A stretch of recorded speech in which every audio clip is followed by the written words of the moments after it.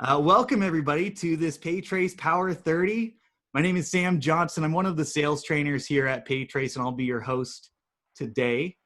If you are new to these Power30s, I want to give you guys a special welcome and let you know what to expect. These series of webinars are basically your insight into what's going on with PayTrace. On these calls, we typically invite out a PayTracer, and we like to get to know what's going on with them in their respective roles and any sort of news or announcements that they have. So we like to keep these pretty interactive. You are muted, but if you have any questions, comments, emotional outbursts as we go through today's call, you'll see a little Q&A box probably on the bottom of your page.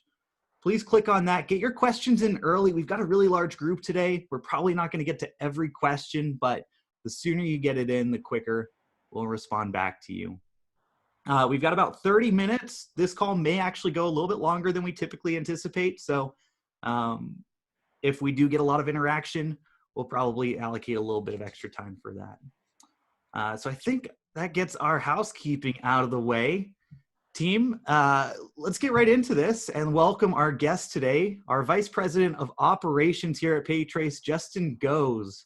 Welcome, Justin. Awesome. Thank you, Sam. Appreciate it. Super excited to have you here. We've been wanting to get you on these Power30s for a while, and we finally convinced you to get on this. Typically when we start these things, we like to get to know a little bit about you, kind of your background, things you like to do, hobbies, all that kind of stuff. Tell us a little bit about kind of your history with PayTrace. Yeah, for sure. So I've been with PayTrace for about 13 and a half years now. I'm originally from south of Seattle, near the Bonnie Lake, Sumner area of Washington State. I went to Eastern Washington University, but I love the University of Washington. I actually grew up going to games at Husky Stadium. So sorry, Sam, not a big fan of Oregon, but I really like the rivalry between Washington and Oregon. And actually, most of our office in Spokane is our Gonzaga fans. So we're kind of outcasts as Pac-12 fans. So outside of sports, I like to play some guitar. I like to fish and hunt. I really like to grow a big garden and just generally be outdoors. So really excited to be here and spend some time with you today, Sam. Big fan of your Power30s. A little nervous. This is my first time, but again, really excited to be here and spend some time with you. That's awesome. So typically on these calls, a lot of the times we have kind of themes with what we wear. With Eric Jenks, we often wear flannel and people call us out for that. And now we're growing the COVID beards. You brought up the football rivalry, the sports rivalry, Ducks and Huskies. That's actually, we have a kind of a standing bet where, whenever we match up, the loser has to wear the opposing team's gear for a day. We've both had to do that. But I'm curious with today's audience, I think we have a few sports fans. If you had to pick Ducks or Huskies, who would you go for? Let's settle this debate right now. Oregon Ducks, Washington Huskies. I did put some other options up here in case you are another football fan or basketball fan or something like that. Feel free to type it into the Q&A box as well if you have somebody else that you like. I'm going to leave this up for about 10 seconds. Let's just get the juices flowing. It's back and forth, Justin. It's neck and neck. All right, let's give it 5 more seconds. 3, 2, 1. All right. Justin, Ducks edge you out. Yeah, a couple more Ducks fans, unfortunate. That's awesome. I love it. Thanks, guys. So all fun stuff aside, right? Well, this is fun too. A lot of people are excited about this call because we have some pretty big announcements to make. One regarding our EMV solution. You may have seen some videos, you may have seen some requests for beta testing out there previously, but we've got a new solution called EMV 2.0. Justin, what's going on with that? What is EMV 2.0? Yeah. So, there's a lot of excitement at PayTrace right now around our second generation EMV solution. The payments industry as a whole is constantly leveling up around EMV, and we're continuing to ride that wave. PayTrace's purpose is to make merchants happy. And an opportunity emerged after our first generation EMV solution. That opportunity emerged from harnessing feedback from both our internal staff as well as external feedback from our merchants and our sales partners. There were some trends that started to emerge, and they really helped guide our efforts while building the second generation solution. So kudos to all the merchant level sales reps that have provided feedback to our client services teams, to your account executives. We listen to your feedback and we try to act upon that. And EMV version 2 is a great example of that. That's awesome. Yeah, we mentioned this in our last Power 30 call actually with Laura, who's our product owner, or our product manager. And that's a big thing with us. It's feedback loops, right? We want to hear from you guys, what's working really well. What are some things that can make it better for you guys to bring more merchants onto PayTrace that we can be a great solution for you. So love that call out. So let's get into this EMV 2.0. It sounds like that we've changed some stuff up. There's some adjustments. What does this look like in application? Right. So we have integrated with IDTech's common EMV kernel, which gives us access to their suite of EMV-enabled devices. However, the main device that we're working with is the IDTech Augusta countertop EMV and MagStripe reader. We're also working with the IDTech VivoPay 3300 Bluetooth EMV reader. This device is going to pair up with our PayTrace Go mobile application. This is actually still in development. We're hopeful that it's going to be in the hands of merchants sooner rather than later. But the main device that we're really focused on today is the Augusta device. That's awesome. So pretty sleek looking device. It looks like a wedge, essentially. It's not a big chunky terminal or anything. With regards to this device, right? We've had a lot of excitement about it. A lot of people aren't super familiar with it. Can we talk a little bit specifically about the Augusta, which is available today, right? This is actually our official launch of EMV 2.0. Today, this is available on PayTrace. What are some of the differences between this solution versus our, maybe we can call it our legacy product or our initial generation of EMV? Right. So I think there's a number of things that stand out to me as big differentiators. I think the first that stands out is the ease of setup. So our goal was to develop a real turnkey solution that would more or less be plug and play. And we've been able to achieve that with the Augusta device. So right out of the box, you plug it in via USB and you're processing transactions right away. There's no configuration process needed. Whereas with our first generation solution, it uses Java to communicate back and forth with the device. And that's presented many challenges for us and merchants in the past. As many of you know, Java is going away. So now we've removed that dependence and really streamlined the setup process. I think the second thing that stands out for me is we've been able to remove some steps and friction from the transaction process flow with the Augusta device. This reader uses quick chip technology with only one communication between the device and the inserted card. Our first generation solution had many back and forth communications between the device and the chip. So what this does is it allows us to shave off valuable seconds during the point of sale. And this is extremely important for merchants when they have customers standing right in front of them. Right. Absolutely. I think and then maybe the third is maybe the compact size of the reader that you were talking about. It doesn't have a screen, it doesn't have a keypad, and that helps keep the cost of the device down. And that's a really big factor for merchants, especially merchants that are looking at multiple device installations. So we've been able to reach a price point with this device that is about half the price point of the hardware for our first generation EMV solution. So we're really excited about that.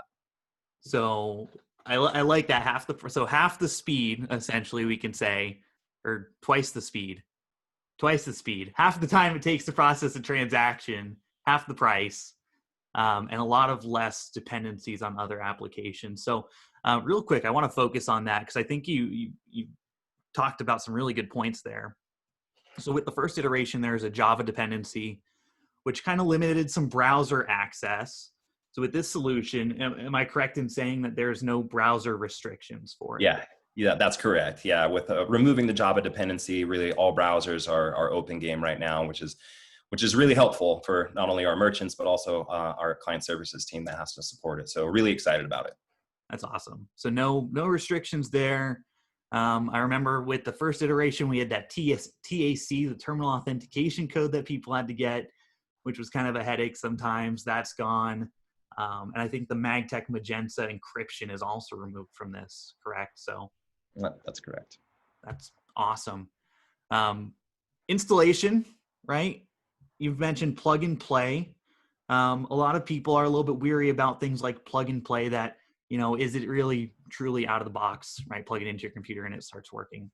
I've heard that we have some great feedback. You can see here, I've pulled up an installation video that was built by our support team. It's just a couple minutes long, I think 3 minutes long, start to finish. And it basically just walks the merchant through the setup of the device and how to process a transaction. And you can see on this video, which is now on our demonstration videos page, that this truly is, you plug the USB cord into your computer and you can process a transaction, right? That's a huge deal. Setup and install is going to be really nice with this. Now we talked about, you mentioned price there, Justin. I'm sure folks are will be asking if they haven't. I haven't checked the Q&A box yet. Vendors, right? How do people order this? Do they go through PayTrace? Do they go through third-party sources? What does that look like? Yeah, great question, Sam. So we currently have several hardware vendors that are up and running with the specific Augusta device from ID Tech. They are CDE, Barcodes Inc., POS Portal, and the Phoenix Group. I believe on our recommended hardware page, we have those vendors listed with contact information and links. I'm not sure if we have that to show, but I believe that's up on our help site. So yeah, there's a variety of different hardware vendors for our sales partners and merchants to be able to reach out to. There's a specific PayTrace configuration and encryption of this device. So when you're going to be ordering these devices, please make sure to mention that you need the PayTrace configured Augusta device. But all of these vendors are up and running and should be able to place orders for those today. That rocks. So again, right, people can, if you're wanting to get this device, you can literally go to one of these vendors today and start ordering these and getting your merchant set up. So this is available immediately. We've actually launched, I believe, a press release this morning, and pretty much any of our partners should also be receiving some emails with some operations setup things. And so this is good to go. It's out there. So one other aspect that I'm really excited about with this new tool is how it interacts with our API. Can you expand a little bit on what the implications with APIs and integrations are with EMV 2.0? Yeah, absolutely. So we've opened up our JSON API to accept EMV data. So now this opens the door for our integrator community to start leveraging EMV through our API using the Augusta device. Developer specifications for this functionality, it's already up on our API documentation site. We have a number of integrations that are already up and running for a couple months now. Kevin and Homero here at PayTrace, they help manage our integrated partners, and they are just super excited to now be able to offer an EMV solution to our integrator community. So if this is something that really interests you, if you have merchants that are really interested in this, feel free to reach out to Kevin and Homero. You can reach them at developersupport@paytrace.com, or just reach out to our sales team, sales@paytrace.com. Again, if you have interest in learning more about accepting EMV through an API. Absolutely. And we're hoping to get, not to put you on the spot, Kevin, if you're on this call today, but we're hoping to get him out here for a future one of these to really expand on, some of the implications about that, because he's done a lot of work into this. But over the past few years, I feel like we've had all sorts of integrators reaching out to us about EMV, and, it works with, level 3. That's a big deal with PayTrace, right? And EMV transactions, card present. And now it really feels like we've got this omni-channel solution, right? So for all those maybe a little bit more complex merchants, this would be a really good solution for that. Is that fair to say? Absolutely. And again, I think what shows up here is a reinforcing feedback loop. Kevin and Homero were listening to our integrator community, and that integrator community was saying we needed an EMV solution available on our API. And Kevin and Homero were stewards of that voice, and we pioneered a solution for that. So again, this is a result of the feedback that we get, again, from merchant level sales reps, integrators, and merchants. So Absolutely. Absolutely. I want to take a quick pause, launch another poll, because I want to get some data, right? Our sales team wants to get some data, and kind of part of that feedback loop is knowing, your merchant portfolio, your ideal merchants. And we want to know, what percentage of your merchants that you work with currently need a card present EMV solution. Either they're using it today or they need it. Roughly, what does that look like as far as your makeup goes? So I'll leave this poll up for a few seconds. Do you work with a lot of retail merchants? Do you work with a lot that, um, maybe just do the card not present stuff, invoicing, e-commerce? What does that look like? All right, let's do 3, 2, 1, and we'll shut it down. So I'm just looking over the results right now, and it's interesting because it's actually a pretty good spread. I think the top two are a very small percentage, and then the next one is just over half, or about half of people's merchants. So that's interesting data, guys. Appreciate you sharing that with us. And, data like this is going to help us determine, what's going on our roadmap in the future, what makes the most sense down the road. So let's keep that feedback loop open. Now, we talked about integrators, right? This is kind of new to us, so we're still kind of building our muscle into, who's the best fit from the API perspective. Like you said, we've got some integrators doing this. Folks on this call, if you have integrators that you work with or solutions that you feel like might need an EMV integration, let us know. Justin gave us those great contacts earlier. But outside of that market, at first blush, Justin, are there any areas that you feel like, or, that you've seen having success with PayTrace's EMV solution? Any verticals, industries, things like that? yeah, spot on. There are some particular verticals and industries that stand out as consuming more EMV, and from our perspective, look like a really great fit for EMV solutions. Some of those include the medical industry, right? So your professional offices, your doctor's offices, your dental offices, your medical supplies, um, uh, auto dealerships. So new and used car sales, parts and services. We have lots of those merchants. Obviously, construction and construction materials that benefits from having level 3, as well as being able to leverage EMV as well. Wholesales and distributors also really show up as attractive verticals too. Now you mentioned, so level 3, you mentioned that. A lot of folks, when they think of EMV, they typically don't think of level 3, right? Because there's not really many solutions that can do that. With this EMV solution, does this support the level 3, the interchange optimization? Yeah. Actually, all of our products are supported by our unique level 3 interchange optimization, but absolutely, merchants are going to be able to experience the benefits of enhanced interchange qualification, leveraging level 3, utilizing EMV version 2. That rocks. That's exciting. And it's, you brought up a couple industries there, and one of them was medical offices. And I don't want to share too much on this call, but I actually had, a medical procedure done last year, and I went to check out to make my copay. And it was funny because they handed me my receipt after I made that copay, and I was like, I know this format. I looked at the bottom and it had the little PayTrace URL. I'm like, I know that's PayTrace. And sure enough, they were using our EMV solution to run all their copay transactions behind the counter. So it was really awesome seeing that in action, with some of those professional medical offices that, aren't even typically doing B2B, to be honest, right? They're mostly just looking for a good, simple solution to take payments. So that was fun.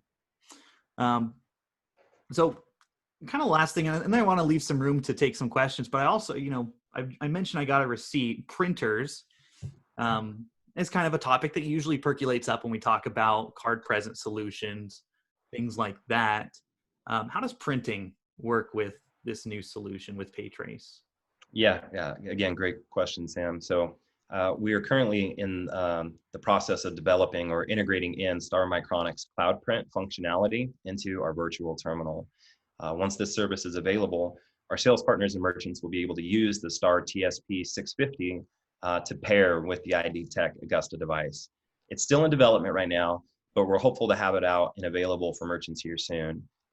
This will be our recommended printer, but we also have some legacy Star and Citizen printers that can still work in the meantime as well. So again, merchants that have those devices can be up and running with them right now. That's awesome. So cool thing today. It sounds like we got EMV launched, ready to go. In the future, you mentioned an EMV mobile application that we're in development with, and cloud printing. So that's really exciting. We've got some really cool stuff coming up down the pipe. Yeah. There's maybe one other important piece of data that I want to chime in here with, and that's what process networks can people load EMV 2.0 on? And so we're introducing EMV 2.0 on the TSYS processing network. And so that's available right now. The next processor we're adding this to will be First Data. We're currently beginning a new certification to First Data Rapid Connect. And once that is done, we will be adding in an EMV certification on top of that. So available on TSYS right now. First Data is the next processor up. Perfect. So I'm looking through the questions right now, and I see that being probably the number one question is this on TSYS? Is this on First Data? So team TSYS today, First Data, near future, right? Processing networks, there's always a certification process. So it sounds like we are currently in development with First Data, though. That's correct. Awesome. That rocks. Let's go ahead and tackle some questions. We've got a few minutes left, team, and want to make sure that we give some space here. Cheryl says hi. Justin, Cheryl G. Oh, man, Cheryl, hi. Great to hear from you. It's been a long time. That's awesome. One of our longtime partners with PayTrace. I see a lot of people coming out of the woodworks that have been with us for a good part of a decade. Carrie, probably another name that you're familiar with. With regards to our EMV version 1 solution, right, the Ingenico device that we have currently set up, is there a date that these need to be replaced by? Yeah, really good question. So we don't have a specific date. The hardware vendor, Ingenico, has end of life manufacturing that device. So I believe you can't even purchase that device anymore.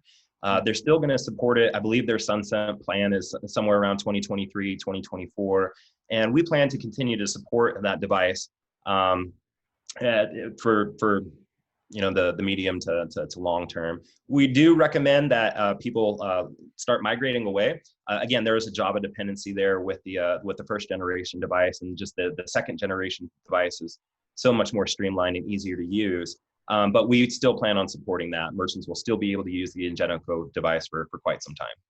Awesome. And we will provide plenty of head notice if there's a sunset or a moratorium set on that. Yeah, we're not planning on just dropping it on a note like that. So that's good to know. Yeah, good question though. Caesar's chiming in. Curious about Payment Link with our first generation device. Payment Link was one that wasn't supported. A feature that wasn't supported with EMV. What does that look like with EMV 2.0? Yeah, it's a good question. Payment Link is really a kind of a card not present solution. So there hasn't been any EMV functionality built into Payment Link. But I can say that with 2.0, it would be supported on the same merchant account, though. Is that correct? Oh, that's correct. Yeah, people can use a Payment Link to accept card not present transactions and still use an EMV through their virtual terminal, all under one merchant account. Yeah, that's correct. Cool. So they can all be used in tandem. Awesome. That's great. If you got merchants that are doing both, that's on. We love those, right? They're doing a lot of different types of payments.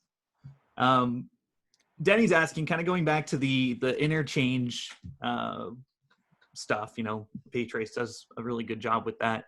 So Denny just wants to confirm: would a card present transaction get the lowest interchange price no matter what? Well, your card present transactions are typically always going to be your lowest interchange categories. So I think when they start getting more expensive is when you get into the level 2 and the level 3 categories. But again, as long as you're providing that information, which again, PayTrace does a really great job of automating and doing for merchants, they're going to be qualifying at the optimum interchange category for whatever interchange category the card might be falling under. Correct. So if it's a consumer card, right, that wouldn't benefit from level 2 or level 3 necessarily. We'll still get them to the lowest rate. If it is one of those commercial types of cards, that would, again, PayTrace would be applicable for those as well, it sounds like. Lisa coming in with a future product question asking about near field communication. Have we had any types of conversations around NFC? Yeah, NFC, contactless, we're having lots of conversations around it. Unfortunately, there's not anything on the product roadmap right now, but absolutely NFC, contactless, there's a lot of buzz around that right now. And we're trying to gather more data. So again, if there's more data, if people see opportunities, reach out to us, help describe what those opportunities are. Reach out to your account executive, reach out to sales@paytrace.com.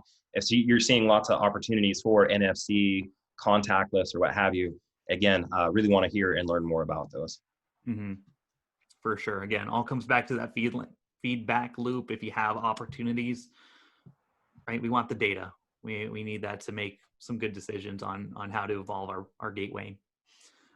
Joe, asking a little bit more specificity, specifically, how much do we know does the Augusta charge with these vendors? What does that cost run typically? Yeah, I can ballpark it. Each one of these vendors, I think if you have a relationship is gonna, it's gonna vary a little bit one way or another, but we're around the 140, kind of 150 ballpark price out the door for a unit. Awesome. Yeah. So again, for those of you that have ordered the Ingenico, that should be about half, maybe even more than half, or less than half the cost of those, which is nice. John is chiming in here for PayTrace merchants that already have an existing account. If they want to get this new EMV solution, do they need a new PayTrace account, or can they add that on to their existing? Yeah, great question. Great question. Yeah, it's an add-on feature. So if they already have an existing PayTrace account through the reseller portal, you'll be able to go in and add in the EMV functionality, and it'll just appear right on their account. So don't need to set up a new merchant account. Don't need to set up a new PayTrace account. You just need to enable the functionality within the reseller portal. Exactly. Yeah. So Marcy's chiming in here, right? A lot of these folks that we're expecting to adopt this new technology are probably already using the Ingenico device and are looking to essentially upgrade that. Will the new ID Tech Augusta work in tandem with the Ingenico device, or will they need to be replaced if they want to? That's actually a really good question, and I'm actually stumped on that. I'm not 100% sure, so I'd have to circle back offline to get an answer to that. So to my understanding is that they won't work in tandem, right? So if you do get the new ID Tech device, those will basically be a replacement for the Ingenico device. So you will just need to, do whatever you need to do with those Ingenico ones, is how I've understood it. So hopefully that's correct information. I'll tackle this next one. It's from Jeff and asking about the pricing of the EMV application specifically for PayTrace, maybe not necessarily the device itself, but are there PayTrace costs involved? Team, your processors, your ISOs, your organization, if you're a current partner of PayTrace, today should be receiving some pricing notifications on that. So if you do have any questions, reach out to your sales manager, your leadership team. They should be apprised of what the pricing looks like for this new product. So just want to call that out. Team, I know that we're about time. I know that we've tackled a lot of your questions in here. I appreciate the dialogue going on. I want to be,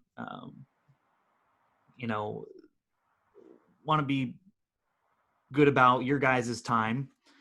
So we'll kind of wind it down here, but I want to ask Justin, you've mentioned if people are interested in this solution. They want to get going on it, but they do have questions. What's kind of the best way to get in contact with PayTrace? Yeah, for sure. So our marketing team has built out a really cool EMV product page. It's at our home website, paytrace.net/EMV. On that page, there's some sales sheets, there's some API specifications. I would maybe get started there.